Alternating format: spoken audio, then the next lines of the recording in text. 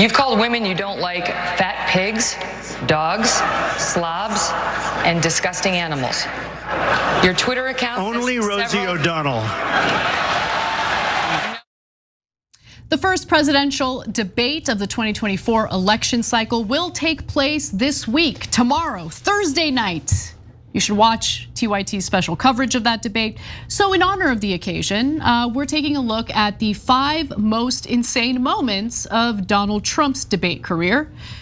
All due credit to Mediaite, by the way, for compiling these clips. Now, let's start with the first one, which was from the first Republican primary debate all the way back in 2015. And our next video is also the Republican primary when Trump and Marco Rubio had a literal, you know what, measuring contest. Let's take a look. He's like 6'2", which is why I don't understand why his hands are the size of someone who's 5'2". And you know what they say about men with small hands?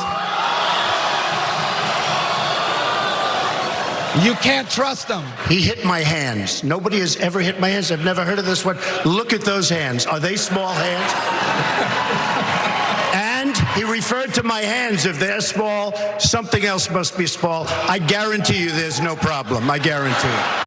Thanks for watching. Our audience has helped build TYT into the media giant it is today. Together, we can accomplish anything. Support our work and join us at tyt.com/team.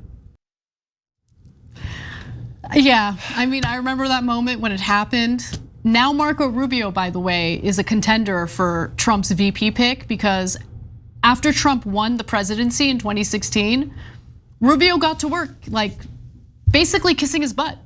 Kissing his hands. And so much so that Trump is literally considering him for a VP pick. I don't think Marco Rubio will be the VP pick.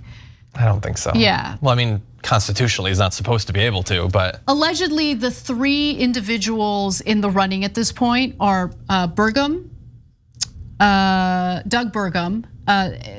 JD Vance, and Marco Rubio. Exactly. Yeah. Although Ben Carson is hanging around him a lot these days. So I could see it being him. What I love about that in hindsight, first of all, you see Trump in those videos and damn has he aged. Yeah. And look, so have I, but he's aged a lot. Like he was already an old man, but you better than before. Thank you, He exactly. has really aged. And second of all, now we know so much more about Trump than we did when that happened. I mean, look, is it embarrassing that that's what American political debates are like? Sure. But like when he says, he hit me on the hands, no one's ever hit me on the hands, we now know, no, he had been being mocked for that for a very long time in newspapers, and it deeply bothered him.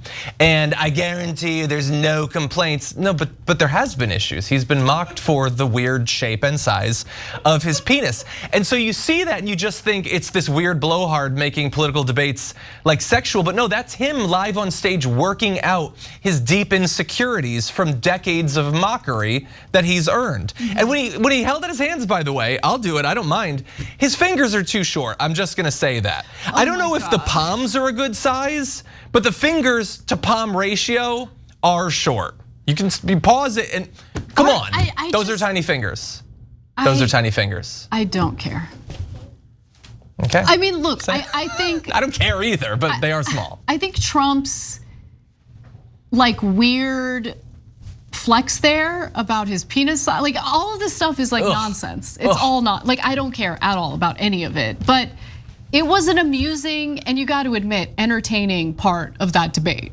Like, yeah. The Republican debates in 2015 and 2016 were freaking amazing. Like they were so entertaining. And then look, with the primaries on the Democratic side, I enjoyed the substance of those debates, mainly because you have Bernie Sanders with an economic populist message that we hadn't heard from a politician before, you know, at least not as aggressively as Bernie Sanders was making the case during those debates. But in terms of just like raw entertainment, the Republican primaries were insane, like absolutely. Yeah, it's weird, and I love that you bring up Bernie too, because now in hindsight, like we did have those happening at the same time. You had an actual populist in Bernie Sanders trying to deliver on massive policies, and then you had fake populism, the right-wing populism, which was the guy's gonna talk about his crotch and then hand trillions of dollars to the richest people in the country. So I love that we had those on display against each other in 2016. Yeah, true. All right, so Their second debate actually took place shortly after the release of the infamous Access Hollywood tape. So let's take a look at how Donald Trump decided to spin that and then turn the tables on Hillary. I don't even remember this. Let's watch. And you have 2 minutes for this. As I told you, that was locker room talk. I'm not proud of it. I am a person who has great respect for people, for my family, for the people of this country, and certainly I'm not proud of it. But that was something that happened. If you look at Bill Clinton, far worse, minor words, and his was action. His was what he's done to women. There's never been anybody in the history of politics in this nation that's been so abusive to women. So you can say any way you want to say it, but Bill Clinton was abusive to women. Hillary Clinton attacked those same women and attacked them viciously. 4 of them are here tonight.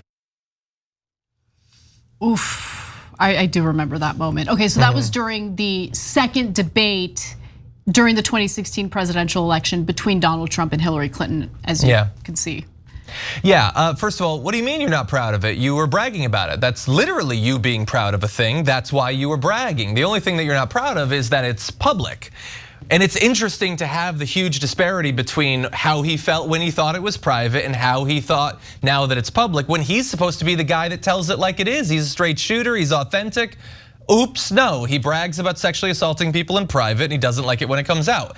And we found out way more about his routine sexual abuse over the years since then. We know that he's now been found guilty of sexually abusing E. Jean Carroll. Like since then, he has badmouthed how many women who have accused him of sexual harassment and sexual assault. We just finished the case with Stormy Daniels with him attacking her. Like, he says that he's not proud of it, but he's lived the same exact life ever since then.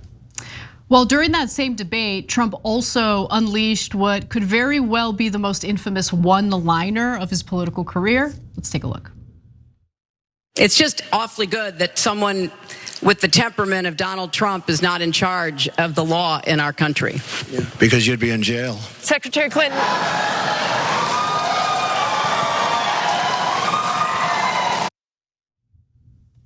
That was a good line.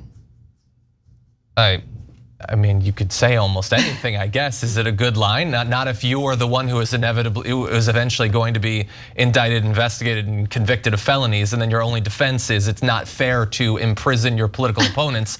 Oops, I've been advocating for it for a decade. I know, it's amazing. Okay, but final thing. So there were undoubtedly, look, Trump in 2020, I think, didn't perform as well during the debates. I think that's part of the reason why he lost. So I wanted to give you a quick example of that.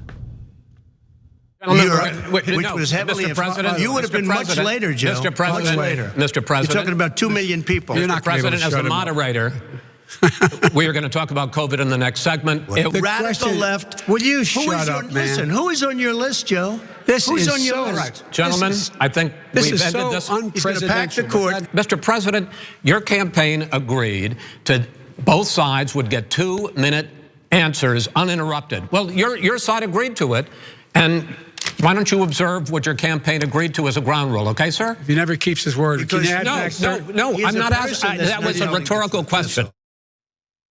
Look, in 2020, at that point, Donald Trump had a record that he had to defend. And so he came across as incredibly defensive and also annoying in that he kept interrupting Biden as he was trying to answer the questions that were being asked of him by the debate moderators.